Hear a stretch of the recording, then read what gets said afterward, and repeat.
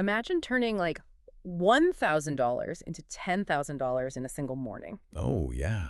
The dream. Right. But then you lose every single penny of it plus another 5 grand by lunchtime. Which is the nightmare. Exactly. And that is the wild, high-speed reality of CFD trading, or contracts for difference. Today's deep dive is pulling from a stack of sources to extract a blueprint for surviving and ideally thriving in these fast-moving markets without getting completely overwhelmed. Yeah, you really need a blueprint for this. So, okay, let's unpack this. The sheer appeal of CFDs is just the access, right? I mean, you can speculate on Forex, gold, crypto, stock indices, all rising or falling from one single account. And you don't even own the underlying assets. Right, the access is totally unprecedented. But what's fascinating here is the role of leverage. Right. Because leverage is that mechanism that lets you control a massive position with just a tiny, tiny sliver of capital. It's what makes that $10,000 morning actually possible. But it goes both ways, right? Oh, 100%. It's a magnifying glass for destruction. A tiny market dip can mathematically trigger a margin call and just wipe out your entire account. Which means extreme discipline is required from the very first click. So, okay, because leverage amplifies risk so much, how do traders accidentally multiply that risk, like before they even realize what's happening? Well, the biggest trap the sources highlight is this illusion of diversification. Okay, what does that mean? So a trader will open a position, betting a stock index will go up. Right. Then they buy a tech growth stock CFD, and then, I don't know, they go long on Bitcoin. Thinking they're spreading the risk. Exactly. They look at their screen and think, hey, I'm in 3 completely different markets, I'm diversified.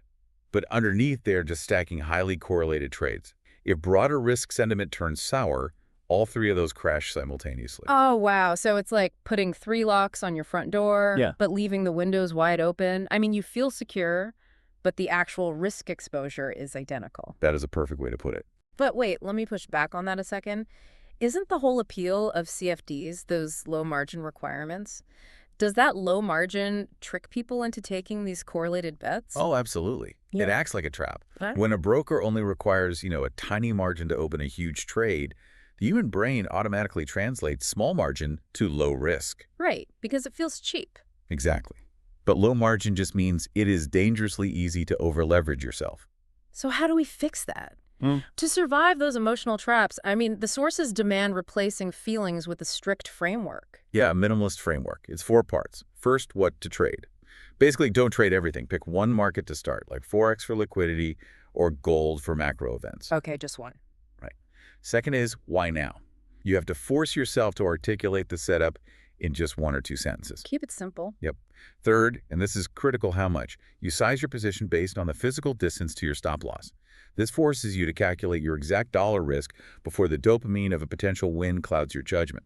And fourth, where are you wrong?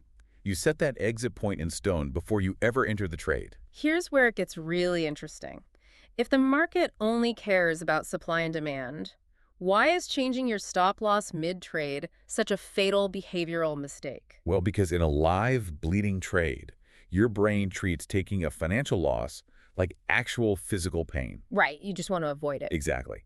But the market doesn't know your entry price. Your entry price is purely an emotional anchor for you. It's not some technical support level for the market. Wow. Changing your stop loss mid-trade turns a controlled risk into a massive open-ended problem. You aren't executing a strategy anymore, you're just hoping.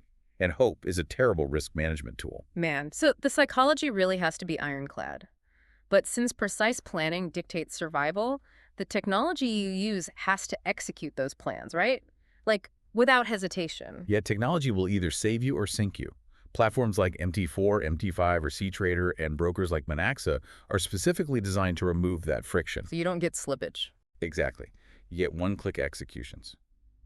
The sources also mention alternatives like copy trading, if you want exposure to a strategy without making every manual click yourself. But hold on, doesn't copy trading just outsource the exact discipline we just talked about? You still have to manage the total exposure, right? Yeah, you do. I mean, it changes how you participate, but the risk is still yours. If you ignore your overall account leverage, you can absolutely still blow up your account. So essentially, the real skill in CFD trading isn't magically avoiding losses. No, not at all. It's avoiding uncontrolled losses. Treat every trade as just one minor event in a sequence, which actually brings up a really provocative point from the sources. Oh, about the news events. Yeah. They note that staying out of the market entirely during volatile, high-impact news is often the most professional decision you can make, which is so counterintuitive. Right. It leaves you with something to really mull over today. If true discipline is entirely about risk control, is the most powerful trade you can make actually the active choice to do absolutely nothing?